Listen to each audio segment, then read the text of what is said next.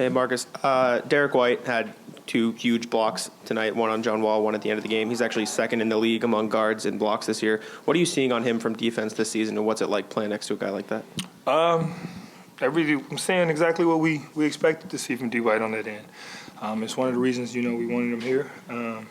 Just another guard that we know can hold his own on the defensive end and, help us on that end. So, to be able to lead, be second in the league with that is tremendous. And, we love it and we need more out of him from it to keep it going. Marcus, you've been finding Jalen on cuts, not just in transition where he seems to be, instead of flaring out, he's really making an emphasis to get to the bucket, but he's cutting from the corner a lot. Is that something you two have discussed or have seen on film? How has that kind of progressed? Yeah, it's just something I'm constantly talking to him and Jason about, you know what I'm saying? We get out and run, their speed and their athleticism, a lot of time is our advantage. So, when he's cutting hard like that, it's hard for anybody to keep up with him. So, it's just one of those things where, I give him a look and he knows, go back door. He might not get it, but at least he knows we're going to keep the defense honest for when it's time to get that pass. And, it usually comes late because teams usually fall asleep on it. And today you ran off of their makes and got a few buckets out of that. Did you see this as an opportunity to do that in this particular game? Is it just part of the emphasis on playing with pace? Just part of the emphasis. When we're playing with pace, make or miss, we're a dangerous team. When you get the ball out off of a make and you come right back down on the team that just scored on you and you score back, that's demoralizing to them, especially when they're trying to get momentum going and you just take it from them. Marcus, Jalen, I think he scored 20 points in 26 of the last 27 here. He's getting his own, but he's also fitting in with the team here. What have you kind of seen him do over the last year or so here when you talk about his ability to play with Tatum and you to make this all work?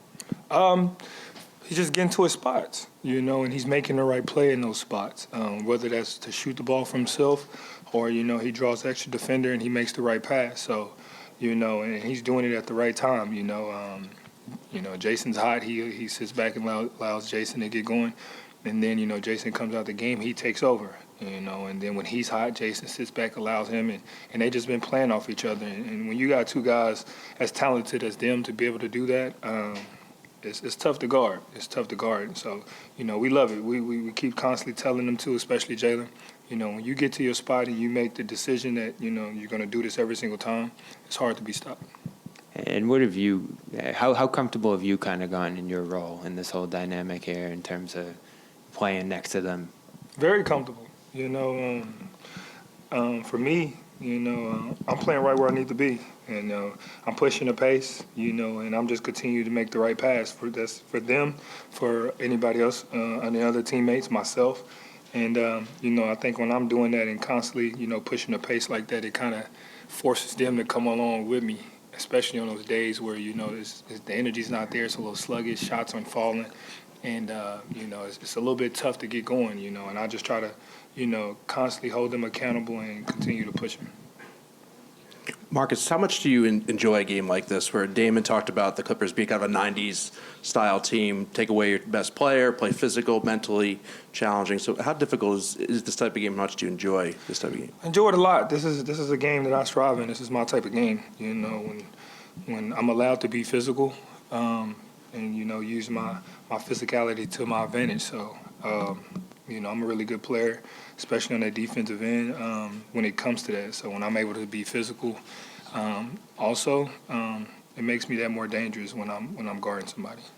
Final couple questions. Gary first. Marcus, you had Zubac tonight, and then Sengun, the Turkish kid against Houston. Then you had Brook Lopez. What is that like, knowing that you're going to have to guard a legit big most of the night? What's that? How do you kind of enter that matchup? It's fun. It's a challenge. It's something new. I could try some things on that end. I can try different type of actions.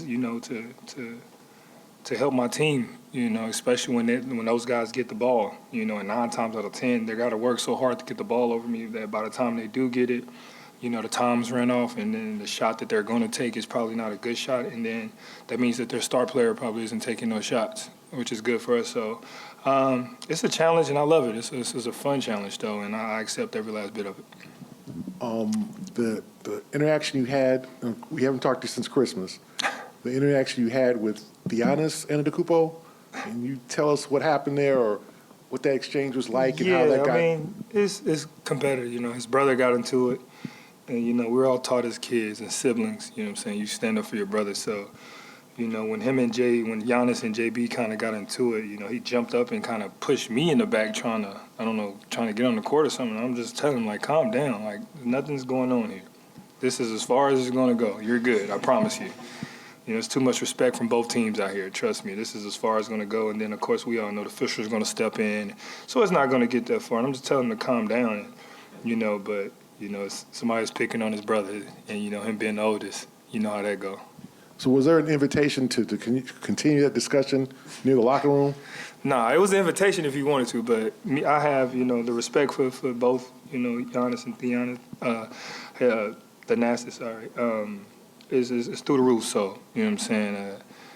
You know, that's why when I came out the game, you know, I went over to him, shook his hand, and told him, we good, man, just relax, I promise you. There's too much respect out here, so just, you know what I'm saying, it ain't that serious for us. And that's just it. I just wanted them to know, I'm saying, I get it's your brother, but just calm it down a little bit, you know what I'm saying? He's doing his job, you know, I can't even be mad at him. If my brother was into it as well, I'd be on the same type time he was on.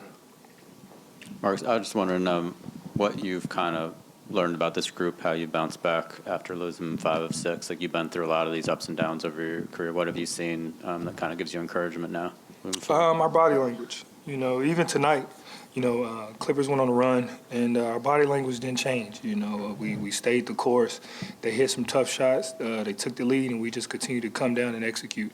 And I think we're more as a team learning continuously each and every day how to play that way. You know, it can get frustrating sometimes for us, especially when shots aren't falling, calls aren't going your way. And other team feels like they're on the run. They got the momentum, they're making shots. And, you know, it's easy to let yourself go into those little lulls where you just get down. And for us, we're just trying to focus on not allowing ourselves to do that this year. We understand we're human. It's going to happen. And just try to, less than more of those times that we're doing it. So we've been doing a good job. We got to continue it. Thank you. Thank you, guys.